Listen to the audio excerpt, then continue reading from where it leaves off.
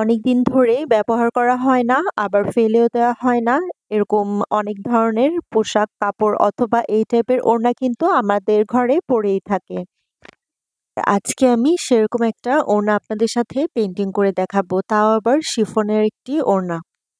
এরকম কিছু শিফনের ওড়না আমার ঘরে অনেকদিন ধরেই পড়ে ছিল। এরকম ৪-৫ টা ওড়না আছে। তার মধ্যে এই অফ হোয়াইট কালারটা আমি নিয়েছি আপনাদের সাথে আজকে পেইন্টিং করে দেখাবো।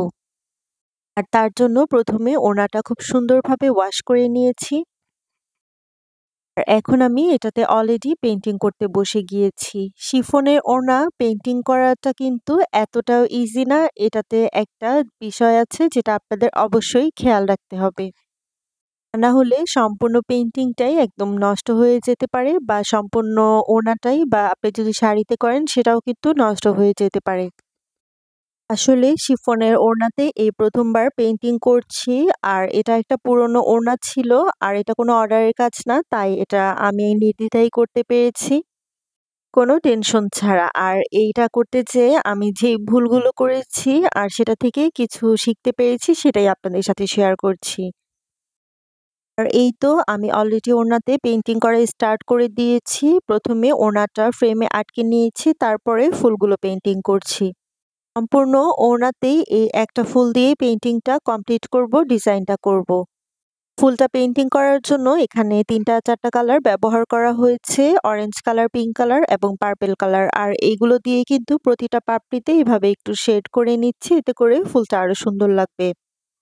শিফনের ওড়নাতে পেইন্টিং করতে গেলে অবশ্যই কালারটা খুবই পাতলা করে নিবেন পানির সাহায্যে। আর এই কাজটা কিন্তু আমি করেছি, আপনারা দেখলেই বুঝতে পারবেন কালারটা কত পাতলাভাবে আমি ব্যবহার করেছি। আর শিফনের ম্যাটেরিয়ালের উপরে কিন্তু কালার ড্রাই হতে অনেক বেশি সময় লেগে যায়। আমার তো এই একটা ওড়না করতেই ২-৩ দিন লেগে গিয়েছিল। শুধুমাত্র এটা ড্রাই হতে অনেক বেশি সময় লাগে এজন্য। আর এখন বলি যে বিষয়টা আপনারা খেয়াল রাখবেন বা আমার মতো ভুল করবেন না, সেটা হচ্ছে এই যে দেখতেই পারছেন ফুলটা পেইন্টিং করছিলাম আর ওড়নাটা কিন্তু বাতাসে উড়ছিল। এটা উড়ে যেহেতু খুবই পাতলা এবং খুবই সফট একটা ম্যাটেরিয়াল, জন্য এটা খুবই সহজে বাতাসে উড়ে যায় এবং এটা কিন্তু উড়ে, উড়ে এই যে কালার করছিলাম সেখানে লেগে যাচ্ছিল। এটাই হচ্ছিল সবচেয়ে বড় ভুল। এই কারণে কিন্তু আমার ওড়নার কয়েক জায়গায় এভাবে কালার বা স্পট লেগে গিয়েছে।